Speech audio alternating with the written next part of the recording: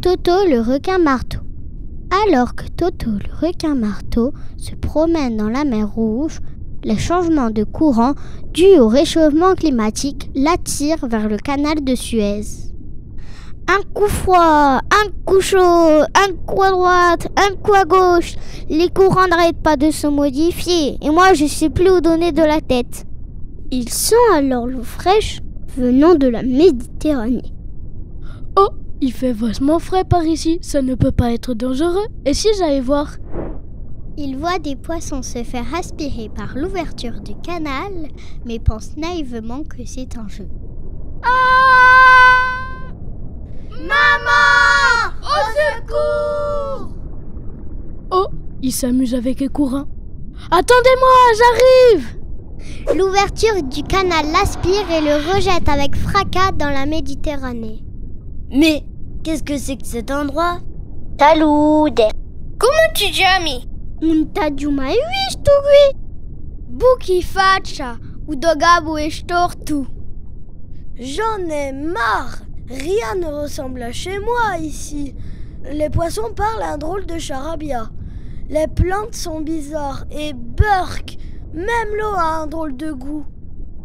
Mais c'est bien ce que je pense.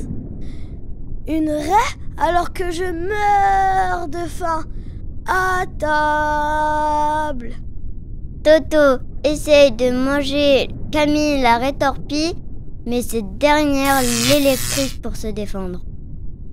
Aïe, ouille, oh non, c'est une raie torpille, je me suis fait avoir. Mais comment je pouvais deviner aussi?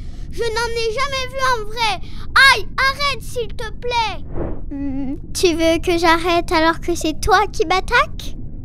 Eh bien, d'accord, mais faisons un marché. Un marché? Oui, j'arrête de t'électriser et tu m'aides à me débarrasser des méchants plongeurs qui cherchent à me pêcher. Ils ont déjà attrapé tous mes amis et toute ma famille. Je suis la dernière. Ah mais ce n'est pas très gentil. Je veux bien t'aider à leur donner une bonne leçon si tu me promets de plus me donner de coups de jus.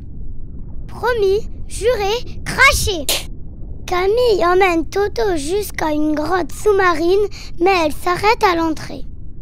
Dis Toto, tu es grand et fort, non? Ça oui, le plus fort. Eh bien, dans ce cas, je t'attends là. Tu n'as pas besoin d'aide pour affronter deux petits humains. Toto rentre dans la grotte et croise un crabe bleu scientifique. Tiens, tu n'es pas d'ici non plus. Toi aussi, tu t'es perdu? Oui, figure-toi que j'ai suivi les courants qui vont dans tous les sens depuis toutes ces histoires de dérèglement climatique. Et d'après mes études, tout ça, c'est à cause des humains qui n'en font qu'à leur tête. Regarde ces deux plongeurs là-bas dans la grotte. Ils ne savent pas s'arrêter. Les humains dirigent tous les équilibres de la planète en se croyant supérieurs à la nature. Ah oui, je vois. Enfin, pas vraiment, j'ai rien compris. Mais tu as dit que les pêcheurs étaient là-bas, alors à l'attaque! Sans laisser Ludovic finir son explication, Toto se rue sur les plongeurs. Au cours d'un combat harpon contre marteau, Pow! Pouf! Oups! Boum! Ah! Ouille! Aïe! Aïe! Aïe! Ouille! Ouille! Pim! Pam! Boum! Pim! Pam! Boum! Toto les assomme et les entortille dans leur propre câble de harpon.